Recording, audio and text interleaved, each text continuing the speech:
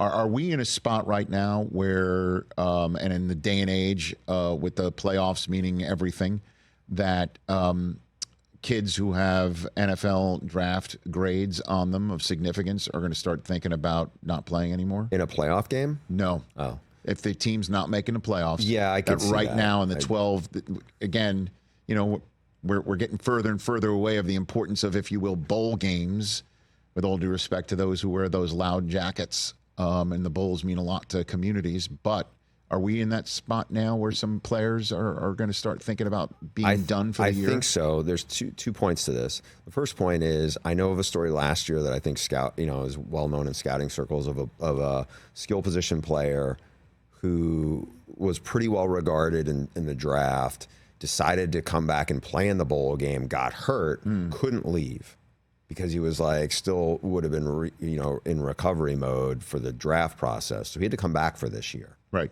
So that story, I'm sure, gets around, because I know it, so I'm sure it's around.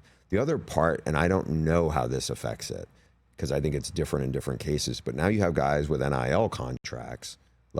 Is there a case where they may not get everything that's committed to them if they don't play in the bowl game? Is that obligation not going to be considered met? I don't know, because a lot of the times the NIL deals are really about what you do social media wise. Do you visit these high schools? Do you visit X, Y, and Z?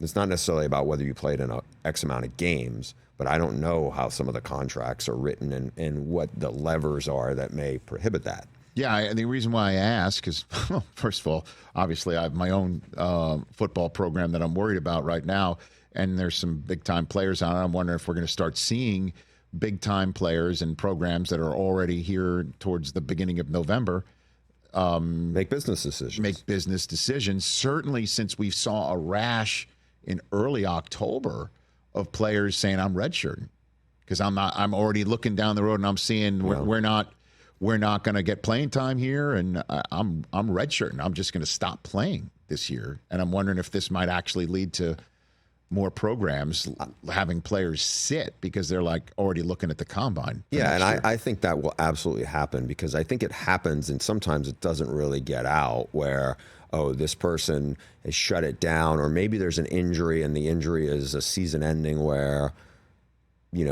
maybe they could have played on it or not. I think those things are hard calls, because, again, the story I heard this summer was of a player who's not a first or second round guy, but he's probably a mid-round player, but he had to come back, and because he got injured in a bowl game, and the bowl game would fit in the category of, it wouldn't, this was not, a team that was going to play in a playoff game. Right. And there are injuries. That's part of the game, and I don't think the player knew, from my understanding, that he was, his stock was what it was, right, or he was of value until after the fact. Catch the Rich Eisen Show every single day on the Roku Channel, 12 to 3 Eastern, for free.